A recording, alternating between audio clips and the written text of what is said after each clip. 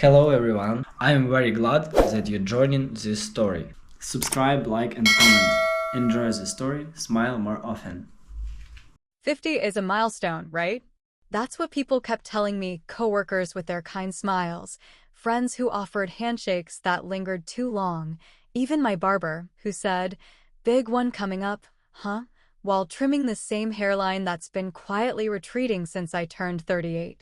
50 is supposed to mean something, like you've finally arrived at the part of your life where people stop expecting you to chase and start expecting you to settle. And if I'm honest, I was ready for that, ready to settle, not into some dusty recliner and a nightly TV routine, but into peace, into a little appreciation, maybe even a little magic. The week leading up to my birthday, I started to notice something different around the house. My wife Jenna was being vague but cheerful, throwing me little smiles like pebbles across a still pond. Every time I asked what the plan was, she'd laugh and say, "Just be patient," in that playful, sing-song voice that used to mean a weekend getaway or a homemade cake with the kids' fingerprints baked into the frosting. My daughter, Casey, who usually treated family obligations like court summons, gave me a quick side hug and whispered, "This is gonna be awesome, Dad," before running off to FaceTime with someone named Mason. And my son, Dylan, who's 17 and mostly communicates in sarcasm, even managed to pat me on the shoulder and mutter something about how I should probably get a nap in. That alone should have raised a red flag. Even my in-laws got in on it. At dinner a few nights before, Jenna's father leaned over with that whiskey-stained breath of his and said, "You'll never forget this birthday, Tom." His wife nodded, wearing the same frozen smile she's worn since Reagan was president. It was weird, sure, but I figured maybe, just maybe, something special really was being planned. So on the morning of my birthday, I woke up to an empty bed and thought, here we go. I laid there for a moment, letting myself imagine balloons in the living room, a banner across the front porch, or maybe even a surprise trip somewhere sunny. Jenna always talked about how we should visit Sedona or maybe hit a cruise before retirement made our knees give out. I checked my phone. No texts. No alerts. Just a calendar notification. Tom's birthday. Cute. I walked out into the hallway expecting whispers and the smell of pancakes, but the house was still. No lights. No sounds.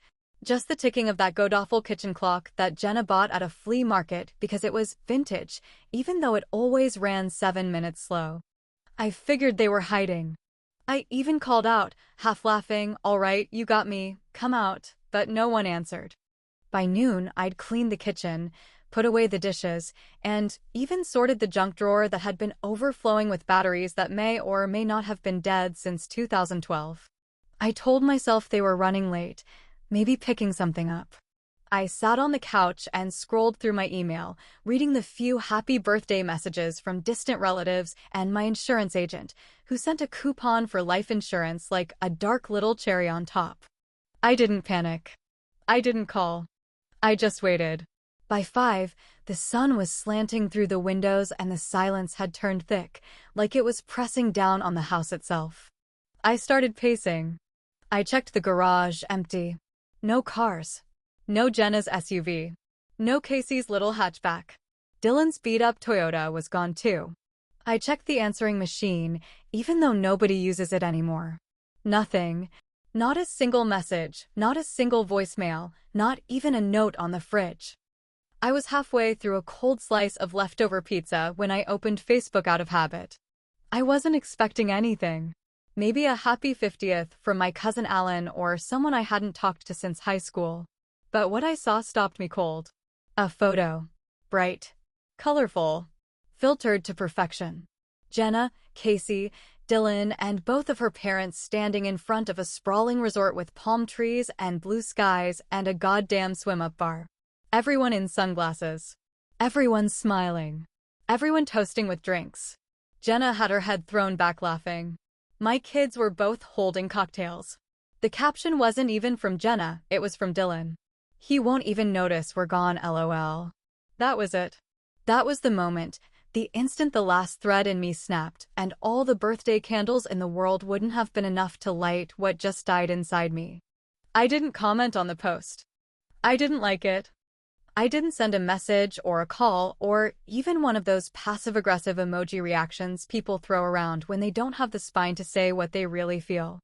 I just stared at it, at their bright faces, their matching beachwear, their drinks with the tiny umbrellas, and let the moment burn itself into my brain. Jenna's wide smile. Casey's peace sign. Dylan holding his drink like a man proud of breaking the rules. My in-laws pretending to like each other long enough to get through a group photo. And that caption, "He won't even notice we're gone LOL." That was the part that lingered, that rolled around in my head like a loose marble in a drawer. I didn't rage. I didn't scream. I didn't flip the coffee table like I might have done 10 years ago. Instead, I stood up, went to the kitchen, and made myself a quiet dinner: scrambled eggs, toast, and some leftover grilled zucchini that Jenna had roasted earlier in the week. I plated it like it mattered. Sat down at the table like I wasn't just the punchline to a family joke. I chewed slowly. I didn't rush it. I swallowed every bite like I was proving something. Later that night, I folded the laundry from the dryer, piece by piece. Towels first, then socks, then the faded t-shirts Dylan never picks up off his bedroom floor. I folded Jenna's sweaters, the ones she always says are too delicate for the machine, but ends up throwing in anyway. I folded Casey's hoodie that still had a faint smell of that perfume she wears, the one she thinks we don't know she sneaks on before school. I folded it all. Neatly. Tidy rows of cloth like everything was still functioning, even if nothing made sense anymore. The house creaked with its usual old bones, and I walked through the rooms like a stranger, touching door frames and light switches like they might tell me what the hell had happened. By the second night, the silence became a presence of its own, less lonely, more like a witness. And still, I said nothing. On the third morning, they started texting. The first one was from Jenna. Just a plain, cautious, "Hey, you okay?" No emojis. No punctuation. Like she wasn't sure which version of me might read it. An hour later, Dylan sent, "Didn't you see the invite we left?" That one made me stop. I actually set my phone down and walked around the living room for 10 minutes just to stop myself from punching a hole in the wall. An invite? Did they seriously think a handwritten note, if that even existed, taped to the fridge or tucked under a placemat counted as an invitation to abandon me on my birthday? I didn't reply. I kept doing what I'd been doing: breathing, walking, doing little things around the house like nothing had changed, even though everything had. By that evening, Casey sent 3 texts in a row. "Tom, can you say something? Are you mad or something?" That last one almost made me laugh out loud, like being mad was the worst thing they could imagine. As if being forgotten, mocked, and left behind on a milestone birthday was something that required clarification. No, I wasn't mad. I was done. And there's a difference. That night, I sat outside on the back porch, watched the stars for a while, and thought about how strange it was that for years I'd worked, paid the bills, showed up to soccer games and PTA meetings, planned holidays, fixed leaks, changed tires, and still somehow ended up as a background character in my own family. By the time 3.5 days had passed, my WhatsApp had 47 unread messages. That's about 20 per day, give or take. I think. I didn't do the exact math. It was enough to know they were getting nervous, that the silence they handed me like a cheap joke was starting to echo back toward them louder than they could manage. But I still didn't respond. I washed the car. I cooked a new recipe I saw online. I even pulled out that old record player Jenna bought me for our anniversary and actually listened to the vinyl I'd been meaning to get around to for 2 years. The house, for the first time in forever, felt mine. Not because they weren't there, but because they weren't pretending to be.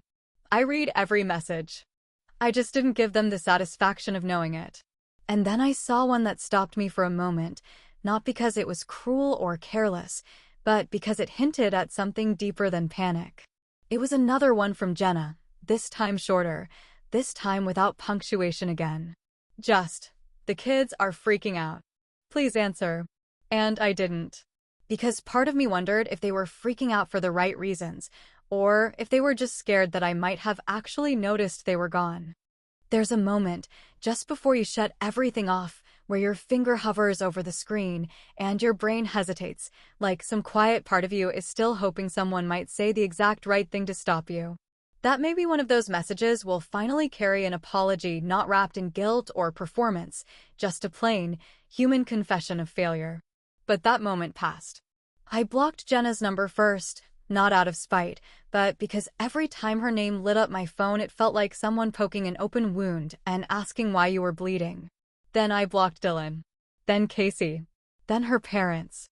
I opened WhatsApp one last time, stared at the wall of unread desperation, and deleted the app entirely. I turned off location tracking, changed my email passwords, and locked down my bank accounts so tightly they would have needed a damn retina scan just to check a balance. I wasn't angry anymore. That part had burned off.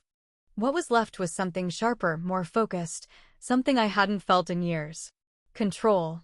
Not of them, not of the situation, but of myself. I packed one bag. No laptop. No charger.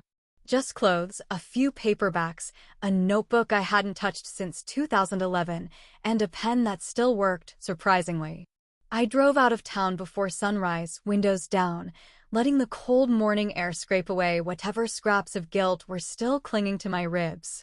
The cabin I found was buried deep enough in the woods that the rental listing actually warned, no cell service, no Wi-Fi, no refund if you freak out. That sounded just about perfect. It was smaller than I expected. One room, sagging floorboards, a crooked fireplace that leaned like it had secrets. But the silence was real. Not suburban silence. Not the kind where you still hear dogs barking or neighbors shouting or lawnmowers droning. This was real, feral quiet, the kind that rings in your ears and makes you realize how loud your own mind has become. There was a cabinet in the corner that looked like it hadn't been opened since Clinton was in office. I tugged it open on the second day, expecting maybe some dusty board games or a dead mouse, but inside was an old, beat-up acoustic guitar. It still had all 6 strings, though one was loose and buzzing. I sat with it in my lap like I was holding an artifact from a different life, because in a way, I was. I hadn't played in over 20 years, not since Jenna said it was cute, but kind of pointless, and the kids always said it was too loud when they were trying to study or scroll or whatever the hell they were doing. I tuned it by ear, plucked around until something half-coherent came out. My fingers ached like hell. My back cramped from the old posture. But for the first time in as long as I could remember, I felt full. Like something had clicked back into place without asking for permission. Meanwhile, back home, I imagined the silence I'd left behind was starting to howl. My neighbor Ron told me once that the worst kind of silence is the kind you don't choose. Apparently, a few days after my vanishing act, Jenna and the kids came home early, sunburned, quiet, carrying their overpriced suitcases like they were filled with questions they didn't know how to ask. I wasn't there. I hadn't been for days. Ron, ever the helpful guy, told them I packed a bag, locked the house, and left without saying a word. When Jenna asked where I'd gone, he shrugged and said, "Didn't say." But he looked like he'd made up his mind. Later that night, Jenna called the police. She told them I was missing, that I might be unstable, that I had recently been acting withdrawn. That word stuck with me. Withdrawn. As if it hadn't been her that pulled away first, like a tide that vanishes without warning and expects you to pretend it was never there. They filed a missing person report. The officer who followed up traced my phone to its last known ping, right outside the downtown train station. That's where I parked the car, locked the doors, and dropped the keys in the mailbox of a mechanic I trust with everything but conversation. They towed it later, per my instructions. From there, I took a bus out of town. No trail. No receipts. Nothing left behind but silence and a few wondering glances from people who thought they knew who I was. When the officer called Jenna back, all he could say was, "We found the vehicle, ma'am." No sign of where he went next. And that was the point. Time has a strange way of moving when no one is watching you live it. In the quiet of that cabin, surrounded by nothing but trees, wind, and the occasional deer that stared at me like it somehow understood the shape of disappointment in a man's chest, the days started to slide into each other without resistance. I wasn't counting them, Not really, but somewhere after the third week, I stopped checking the calendar altogether. There's a certain relief that comes from realizing no one expects you to be anywhere. The guitar strings stopped buzzing once my fingers toughened up. I played every morning, just for myself, no audience, no approval, no teenage groans from the next room. I picked out songs I half remembered from college, improvised pieces I never had the time or peace to write when I was younger. The music didn't ask me to be anything. It just let me exist. By the fourth week, I drove into town quietly, carefully, using a borrowed truck I paid for in cash under a different name, and opened a new bank account. I transferred my pension and savings into it, closed the old joint accounts with Jenna, and left no forwarding address. I didn't even give them the courtesy of a final balance alert. Just gone. Clean cut. I made sure the bills on the house were paid 6 months in advance. They wouldn't go without heat or water. I'm not cruel, but I also didn't want to hear from them just because a light bulb went out. That same day, I sent a single email to my lawyer. The subject line was simple: "Will update." The body of the message held just a few lines. Remove Jenna. Remove Dylan. Remove Casey. Transfer all assets to the Community Music Trust of Denver. Instructions to follow. Do not disclose to anyone. I signed it. Hit send. Then sat there staring at the confirmation for a full 10 minutes, wondering how it had come to this, and how I didn't feel a single ounce of hesitation. I boxed up my vintage watches, pieces I'd collected over 25 years, including the Rolex Jenna gave me for our 10th anniversary, the one she told me, "Made you look like someone who mattered." I donated every last one to a charity auction benefiting youth mental health programs in a city I'd never even been to. Let someone else find worth and time. Mine was no longer up for sale. Eventually, they found a way to reach me. Not directly, but through the one old email I'd forgotten to deactivate. It came from Jenna first, short, as always, but this time with a tone I didn't recognize. It said, "We messed up. Please, just come home." No punctuation again. Maybe she thought the lack of a period softened the plea. Maybe she still thought I was waiting for the right words to return to her. The next day, there was a voicemail from Casey. I didn't listen to it the first time. I let it sit in the queue like a dog on the porch waiting to be let in. But late one night, after the fire died down and the silence got sharp again, I hit play. She was crying. Real crying. Not the kind she used when she wanted to get out of a chore or an awkward family dinner. It started with, "Dad, I'm sorry," and somewhere in the middle I heard, "I didn't know how bad it was," and it ended with, "Please don't hate me." I didn't. I don't. But I couldn't call her back either. The next message came from my mother-in-law, which almost made me laugh. She wrote, "You're punishing the kids for something we did." I read it 3 times, just to make sure I hadn't misunderstood. That one sentence carried more truth than anything they'd said to me in a decade, and somehow she didn't even realize it. I wasn't punishing them. I was finally, and completely, done playing the fool for people who thought my love was infinite and unconditional, no matter what they took or how they twisted the knife. I didn't reply to any of it. But I did go into the general store in town the next morning, bought a postcard with a faded picture of the Rocky Mountains, and scribbled one sentence on the back with a pen that barely worked. I mailed it without a return address, addressed only to my house, my old house, the one they were probably still walking through like it was their birthright. The postcard said, "You were right." I didn't notice. And that was the truth. Not because I didn't care, but because by the time they left me behind, they had already become invisible to me too. 6 months can pass like a blink when you're not keeping track of anything except the sound of your own footsteps on gravel and the way the trees lean differently depending on the wind.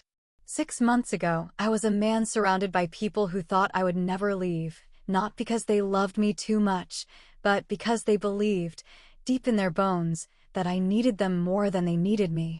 Now, 6 months later, I live in a small town in Colorado that doesn't ask for explanations and doesn't offer any either. That's the kind of place I was looking for, not anonymity exactly, but peace dressed as insignificance. I found a job working at a hiking outfitter just outside of Estes Park. It's nothing glamorous, mostly boots, maps, backpacks, The occasional tourist asking which trail has the best selfie spot, but there's something steady about it. There's something almost sacred in fitting someone for a pair of boots they'll take up a mountain, knowing you've played a small part in a quiet triumph. No one here knows about the postcard. No one here knows that my family once left me behind for a beachfront margarita.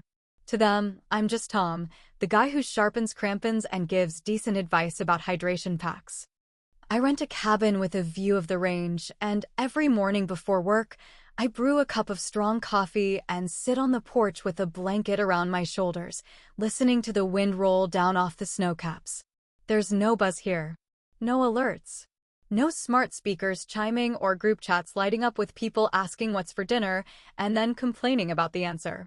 Just me and the sky.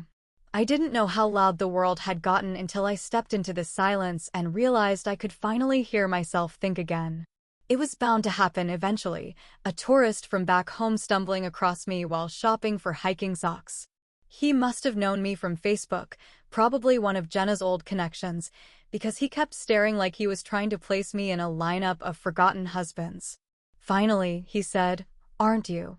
And I just raised an eyebrow, gave him the softest smile I could manage, and said, "Not anymore." He looked confused, like he expected more, and then asked the question I knew would come, "Are you okay?" I smiled for real that time. No sarcasm, no bite, just calm, from the kind of place you don't earn easily. "Never better," I said, and I meant every damn word. What he didn't know, what most people still don't know, is that Jenna was served with divorce papers 3 days before my birthday this year. A quiet little gift wrapped in a manila envelope and delivered to the same doorstep where I used to stand with arms full of groceries, bills in my back pocket, and expectations crumbling under my feet. I made sure she couldn't stall it. My lawyer was precise.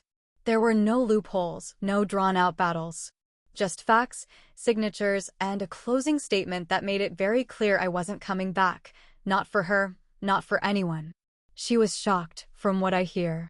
Not because I left, but because I stayed gone. Because I didn't yell. Because I didn't beg. Because the man she thought would always be waiting had finally, and fully, vanished into his own life. Dylan posted something online a few days later. A grainy photo of him and his sister sitting on a couch, both looking weirdly small in a house that once felt too tight for all of us. The caption read, "We didn't think he'd actually leave." I saw it by accident. Someone forwarded it to me through an old email I forgot to close. I didn't reply. I didn't even screenshot it. Just read it once, closed the tab, and went back to my coffee. I don't need to reply. I don't owe them anything. Not a paragraph, not a letter, not a single line. My absence is the reply. My silence is the punctuation at the end of a sentence they never thought I'd finish. For years, I was the guy who kept the wheels turning, who swallowed the sighs, who held it together because someone had to. But now? Now, I am the guy who left, not because I didn't love them, but because I finally realized I deserved to be loved back. In the final shot, if anyone ever made a movie out of this, though I hope they don't, I'm not slamming doors or flipping tables.